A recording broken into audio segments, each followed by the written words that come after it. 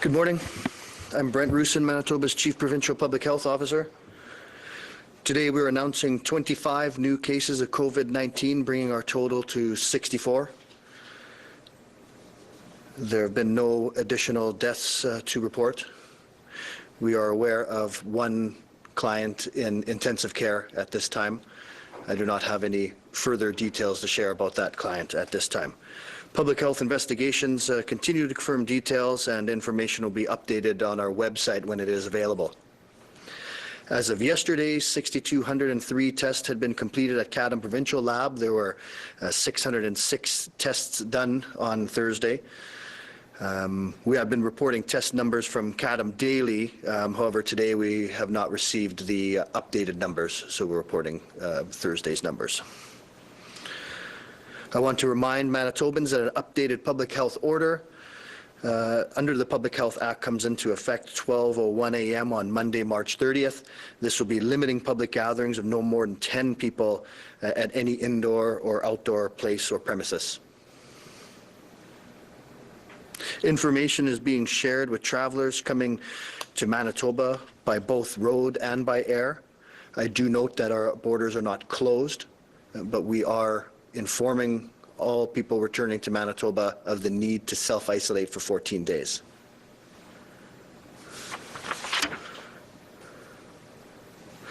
We continue our work across the province to plan our response and building capacity within the healthcare system. This is done through our incident management structure, and it is a provincial-wide approach. We have been standing at this level of preparedness since the beginning of February.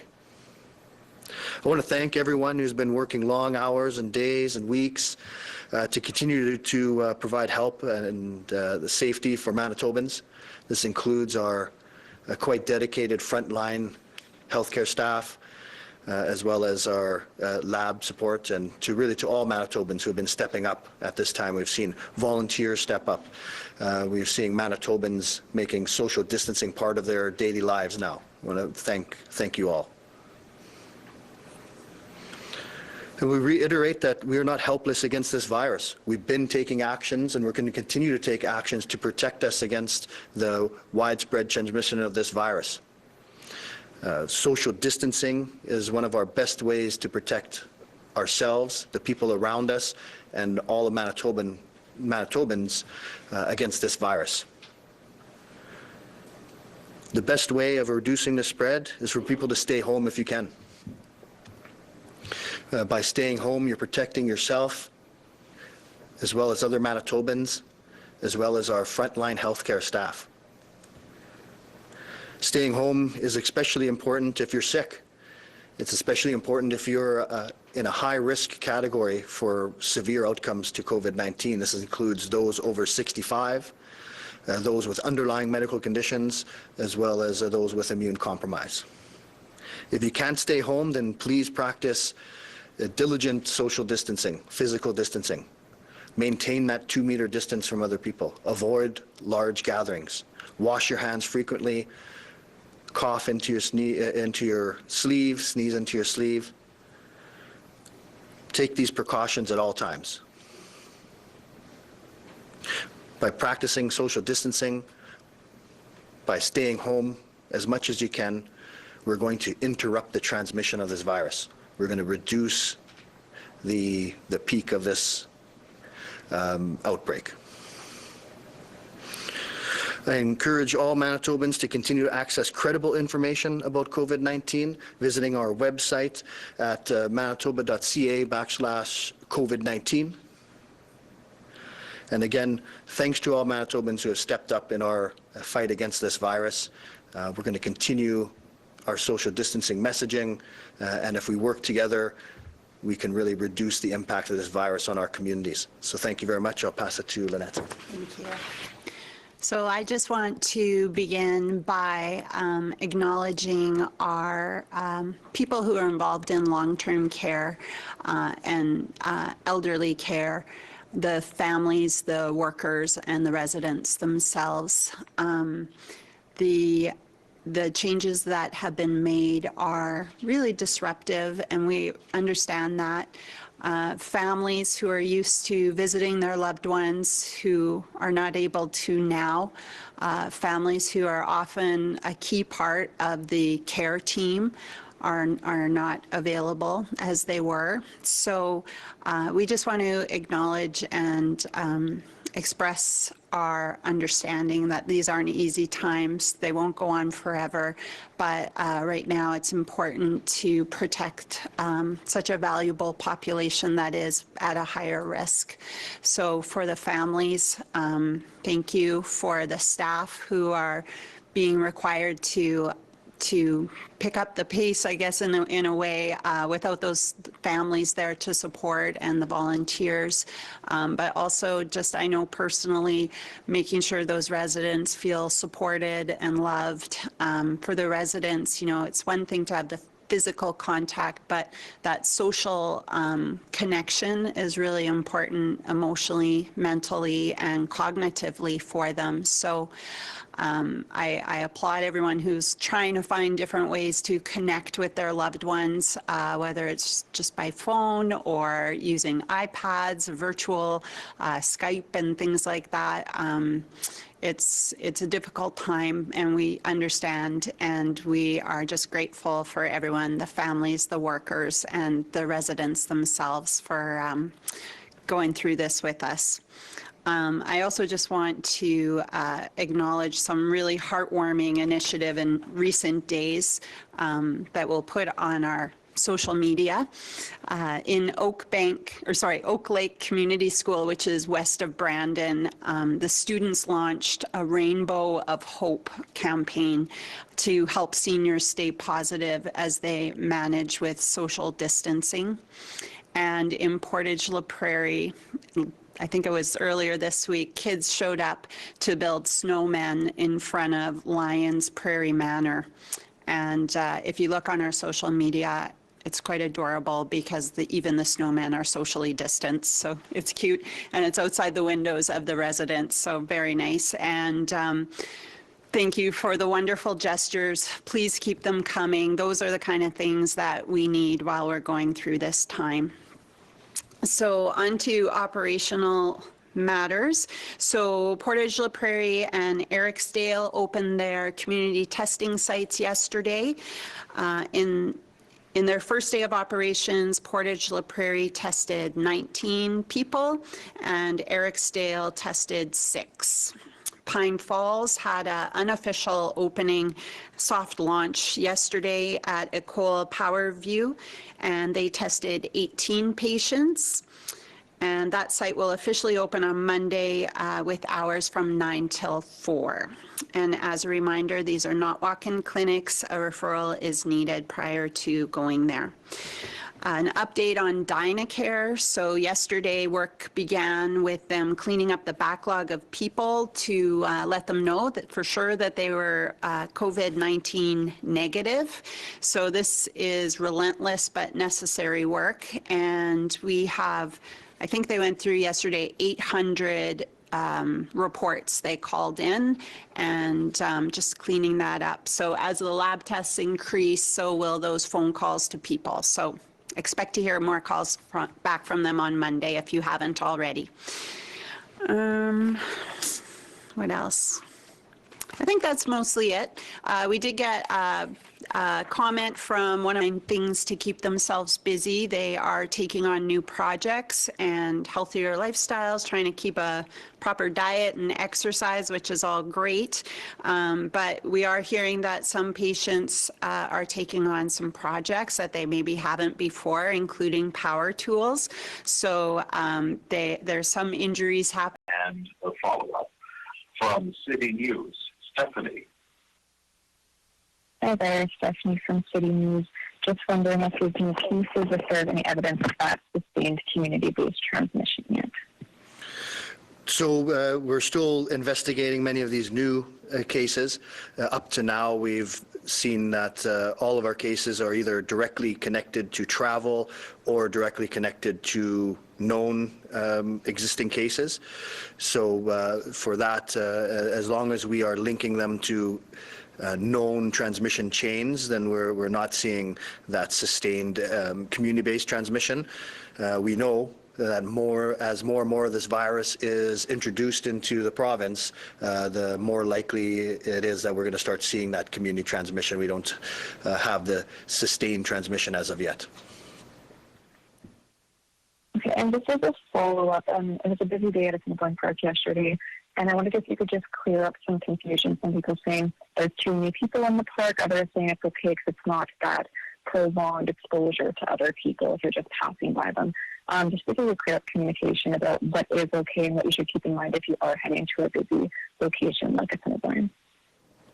That's right. So we definitely want to reduce crowds, so that number is down to 10. So crowded events, public events, we do want to keep those below 10.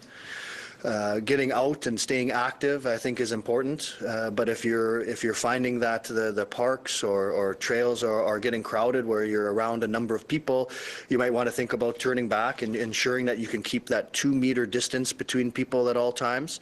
That's the best advice. Certainly, being outside is a good idea. It's a lower risk being out and about. But if you're noticing that the group sizes are getting large, I would advise turning back and finding another place to be outside.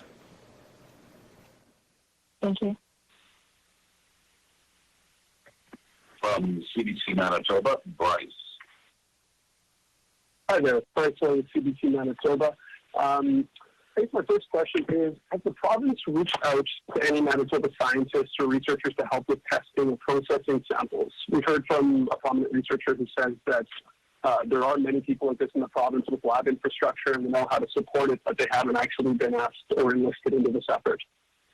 Yeah, so our lab is connected nationally, connected within the province. So they've looked at a number of ways to increase their capacity, and there's a number of innovative things going on right now.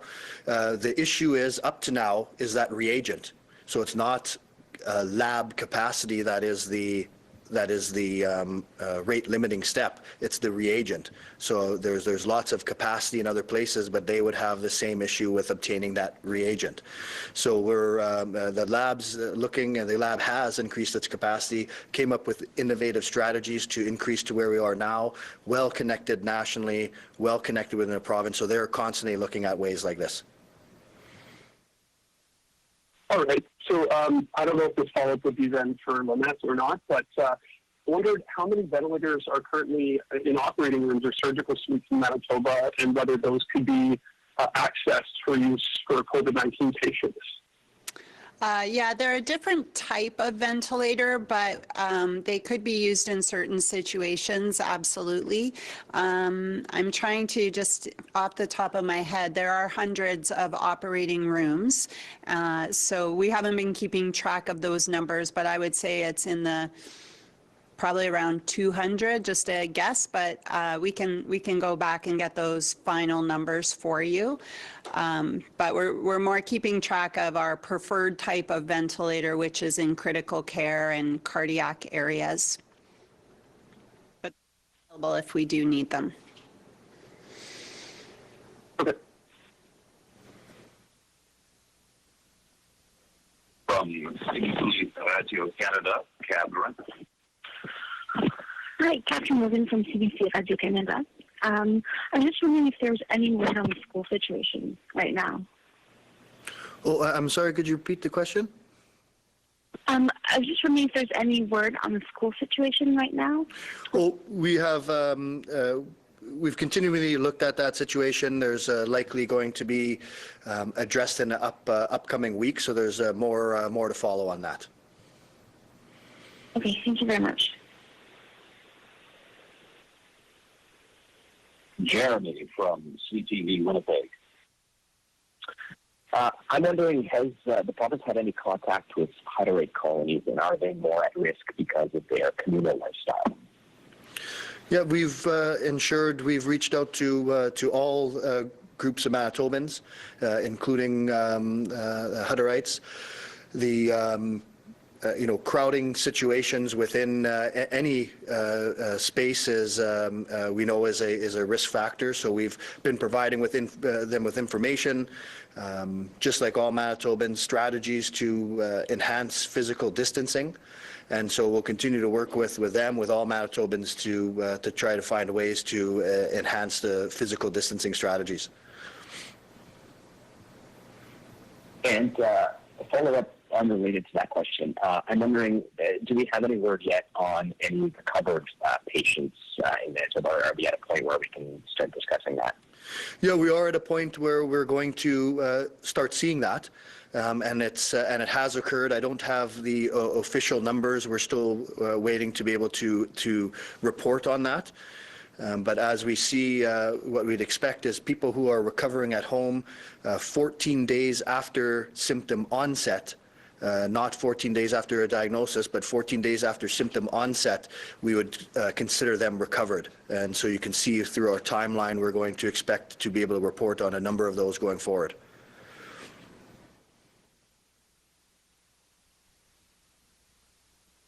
Josh from the Winnipeg Sun. I apologize if I missed this earlier, but I didn't quite catch the total number of tests done yesterday and how many tests were processed.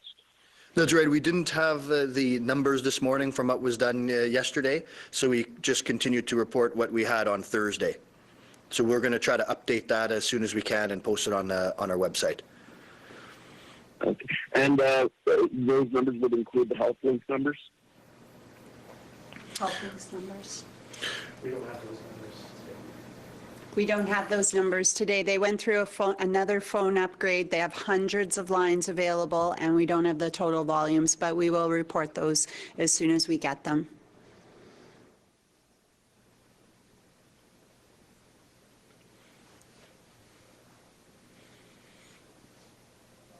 From the Winnipeg Free Press, Melissa. Hi, Melissa Martin, Winnipeg Free Press. BC yesterday released some new details on its modeling, including some data showing that they think mitigation efforts are having an effect at flattening the curve there. I'm just curious about where we are in Manitoba relative to any internal modeling you've done, and also would Manitoba consider sharing some of that as we go forward, as BC has done? Right, so we are working on that, and we will try to get something together. All along, we've had early statistical analyses done. Certainly, if we look at BC, where they've had the case, since the end of January, we are at different points in our trajectory to do modeling. But we are working on that right now. We have partners at the national level helping us, and we can, hopefully have some numbers that we can share with Manitobans in the upcoming weeks.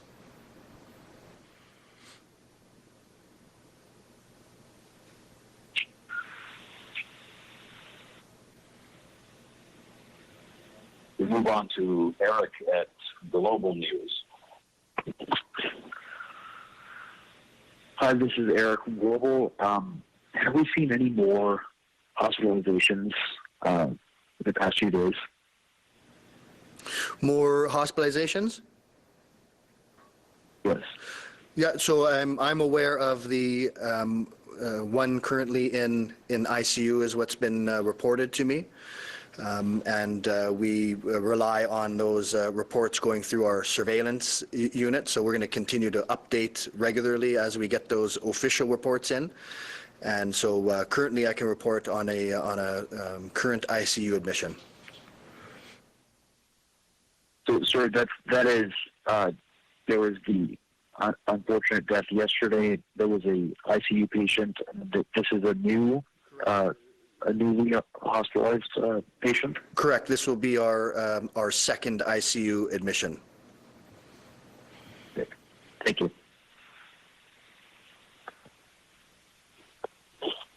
Brandon Sun, but Yes, this is for Lynette. Can you tell us why you decided not to pursue the MPI Dauphin for the Center for a Fight?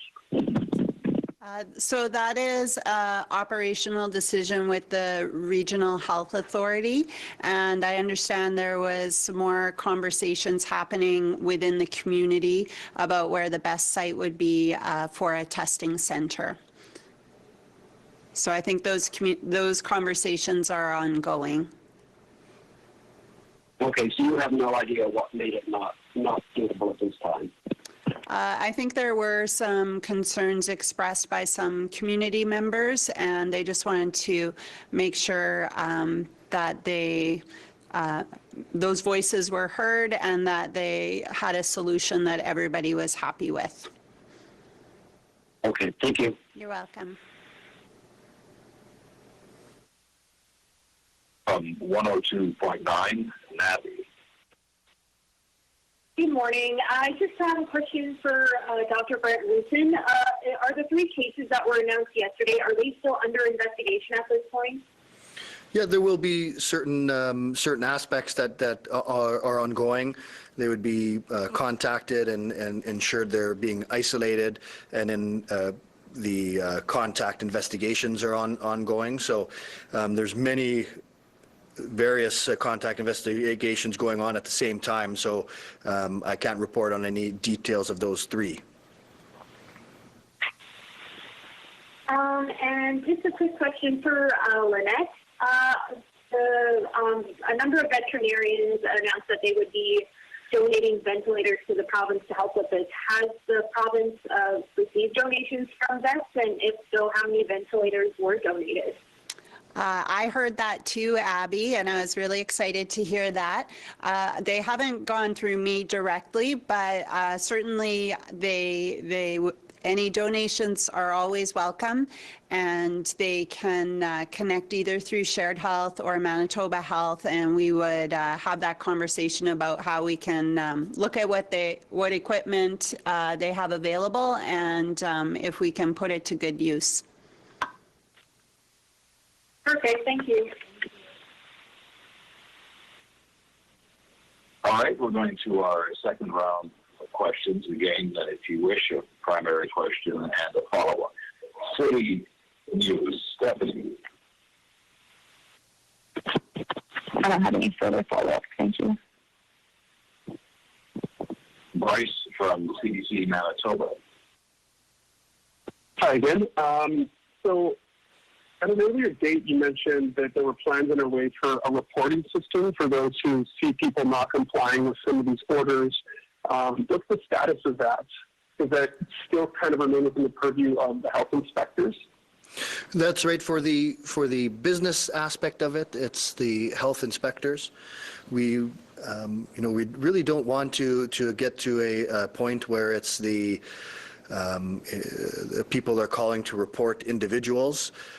With it, we really want to have these orders in place, like I say, are just an additional tool that we have to get our messaging out, to certainly allow for enforcement if necessary. But really, our messaging is that now's that time for Manitobans to all know their role. We're all working together. We're all in this together. We're escalating our messaging. But again, this is not all about writing orders. It's not about giving fines or any things of the such. It's about Manitobans stepping up, doing what they can to limit the spread of this virus, staying home when they can, and then practicing that social distancing as much as they can. There should be strict adherence to those social distancing messages. And then as we're escalating it, we have those limits on certain businesses, certain public places. So if need be, we can enforce it, but we don't want to get this into where people are calling, reporting their neighbors or things like that. It's just very difficult to enforce that type of response. Okay.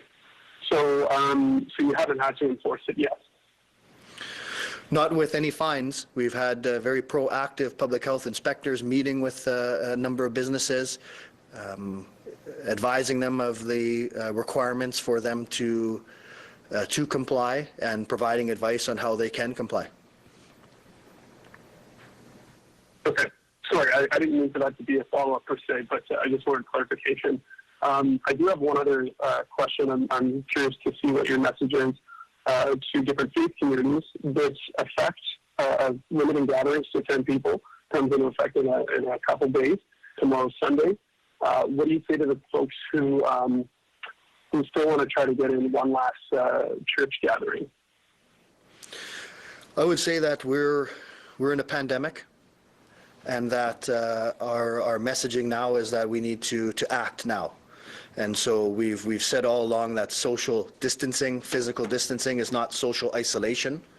So we want to ensure people are staying connected, especially to their faith-based organizations, to find ways to remain connected, to ensure we're connected with vulnerable groups. But right now we're trying to reduce the impact of this virus, and so it's causing difficulties on a number of individuals, a number of groups, but everyone's going to do their part to limit the spread of this virus. So that would include gatherings such as you just mentioned. Okay, thanks. From the CDC Radio Canada, Catherine.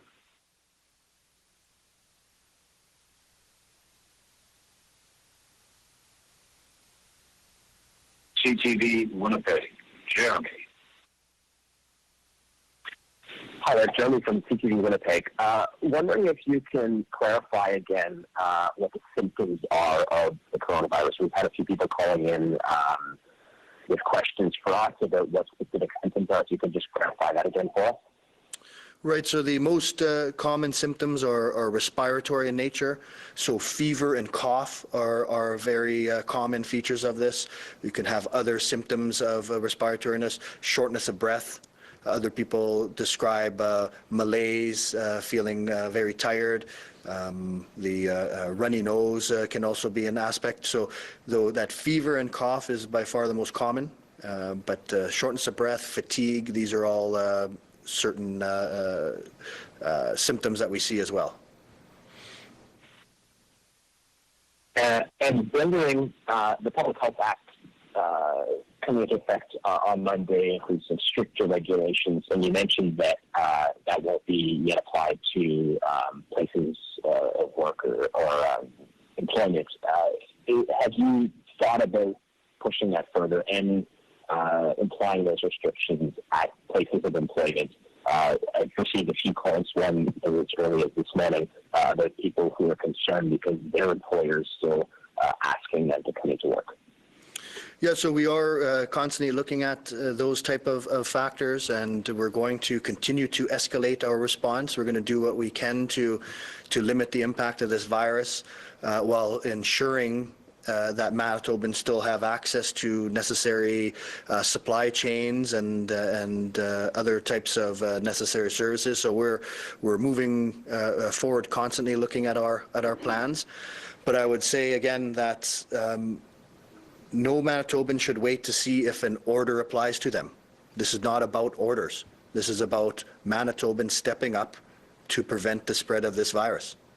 So whether an order applies to you or not, you should be doing whatever you can to enact the social distancing strategies that we've been messaging now for a couple weeks.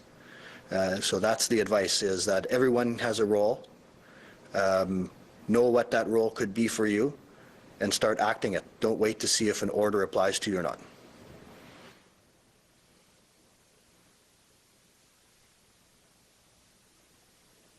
From the Winnipeg Sun, Josh. It's Josh Alder from the Winnipeg Sun. I'm wondering if the province is working on a list of businesses it considers essential businesses and looking at public, as other jurisdictions have, and if they are looking at enacting any kind of these similar acts that other provinces have, limiting only active businesses to essential services. Right, so we haven't taken anything off the table, any actions that we think would protect the health of Manitobans. So we're looking at all of those types of options, and so we'll continue to message as we know more about that. You've had a lot of the same messaging from before this really impacted Manitoba in terms of social distancing and self-isolation, all these types of things. Are you finding a lot of resistance to this? I mean, yesterday we updated, or not updated, but you put into place information, check stops at the border. Are you finding a lot of people aren't actually abiding by these orders that keep getting pumped out there multiple times a day, or is this just kind of beating a drum just to make sure everybody's aware? Yeah, most of this is about ensuring everyone's aware of our messaging. So we want to ensure we're getting that message out. We want to ensure that Manitobans know that this is vital. It's vital to act now. And so we're going to continue messaging, and if we have to escalate that messaging, we will. But we see examples of Manitobans stepping up right from the beginning of this and doing their part to reduce the spread of this virus. So we want to ensure that our messaging escalates in an appropriate manner for the transmission we're seeing. But most of this is just ensuring that all Manitobans are aware of the necessity for social distancing.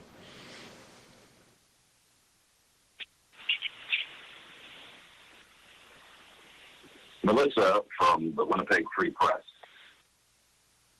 Yeah, I was just thinking it's hard for the public to see numbers like this today, a jump of 25 cases. I just want to give another opportunity for you to kind of share what message do you want the public to understand when they see a rise like that, to put it in context, or how should people take that kind of information on board right now? Yeah, and so these are the numbers that we expected to see. These are numbers that we've been planning all along to see, and we know that we're going to expect numbers to increase over time. We're going to see community transmission here in Manitoba. And so it's what we've been preparing for. We know that some of these numbers today reflect a change in our reporting, where we're only reporting once a day. Some of these numbers would have been reported out in the late afternoon yesterday due to our old reporting method. So for today, it does seem larger than what we would have seen if we were reporting out twice a day. But this is what we've expected for, and again, this is not the time for fear. This is the time for knowledge, time for credible information, and it's time for action, right? And so if you haven't been able to implement those social distancing strategies yet, start today. It's not too late. We can interrupt the transmission starting today if everyone starts doing their part, and that applies to everyone, all Manitobans, all employers. We can make a substantial difference in the transmission dynamics, but we need everyone to act.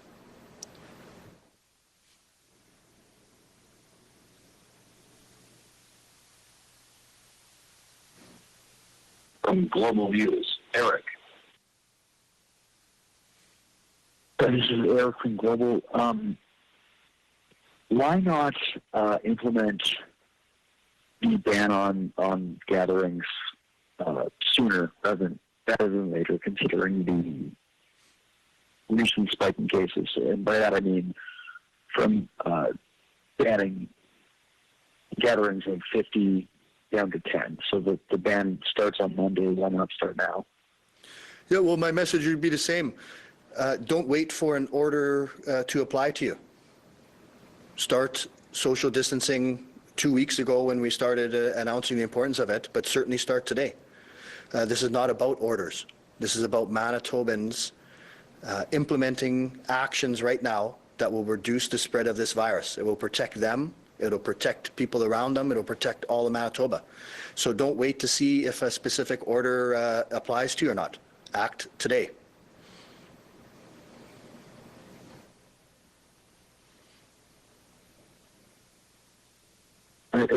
That's my question for now. Thank you. From the Brandon Sun, but yes, hello. Dr. Newton, the Prime Minister announced that starting Monday, Transport Canada will not allow anyone with symptoms to board a plane or train. Will Manitoba Public Health play any role in that at all? That's, those type of orders, the federal guidance, we sit frequently with our federal counterparts and other provincial and territorial counterparts. So those are all good social distancing messages. We probably won't be specifically involved in those categories of transport, but the messaging is the same. That's we support that, and it fits with our social distancing messages. So we work with all of our partners, and our messages are quite aligned. Okay. From a health perspective, from your perspective, are you getting everything from Ottawa that you need in Manitoba to battle the pandemic? So I didn't catch that one. The question was, from your public health perspective, are you receiving, or would you like more tools coming from Ottawa to help Manitoba, to help your battle against the pandemic? Oh, I sit multiple times a week on the Special Advisory Committee of the Council of Chief Medical Officers of Health, and on that table is our federal Chief Medical Advisor, Chief Public Health Officer, and so we're connected. So all of these actions are, after a lot of consultation, and we're quite working together quite a bit at that table. So I think we're, nationally, all the provincial and territories, we're quite aligned. So moving forward, we're going to need the support of the federal government, of all the provincial and territorial governments to continue these strategies. Great. Thanks for your time, guys. That's it for me. From 102.9, Maddie. Hello again, Maddie Ball with 102.9 CHCM. Now that the gatherings have been limited to 10 effective Monday, is the province more actively considering having temporary infrastructure either built or brought into communities for self-isolation that don't have those structures in place already, like, for example, First Nations communities? Mm-hmm. Well, we are working with the First Nations communities through the federal groups. So we do have guidelines and suggestions, and we certainly are wanting to support. I think each First Nations community will need to come up with their local plans. So looking at potentially schools and how do you self-isolate in the home, or if necessary, what are some alternatives that we can support as well. So those conversations are ongoing, and they're good conversations to keep happening, and however we can support, we will. Thank you. At this time, we'll open it up for any final questions.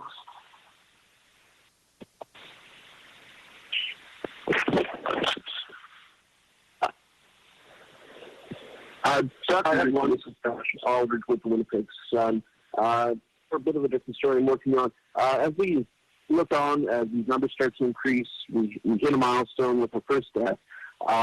When we look back at past pandemics, past issues like the Spanish flu, what types of things have we learned from those that we're applying today? What kind of lessons? And can we even compare what happened, say, 100 years ago with the Spanish flu to how things are processing now and proceeding now and moving forward? Right. So, this virus is not the flu. There's certainly differences between it, from things like previous pandemics, things like SARS, H1N1 of 2009. We learn a lot about our method of preparedness. From some of the pandemics in the past, we're looking at the evidence of their social distancing strategies that they used at that time. We're learning actually from other jurisdictions right now on the strategies they put in. And so yes, we learn from these aspects. Certainly each pandemic is unique. This is not the flu, this virus, and so there's uniqueness on there. And I think that from the evidence that we're seeing in many jurisdictions, good social distancing strategies are effective at lowering the impact of this virus. And so that's a major thing that we're working on now. Thank you. Hi, Bryce Hoyt from CBC Manitoba. I'm not sure which one of you want to take this, but have any of the previous cases begun to recover yet? I know it's been about 2 weeks since we had our first few announced.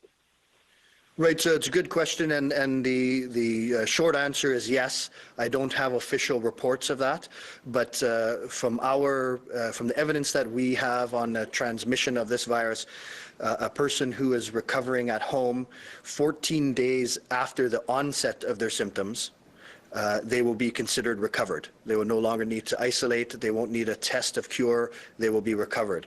And so you can follow our timeline that we're going to start being able to report on recovered cases very soon. That's it for me.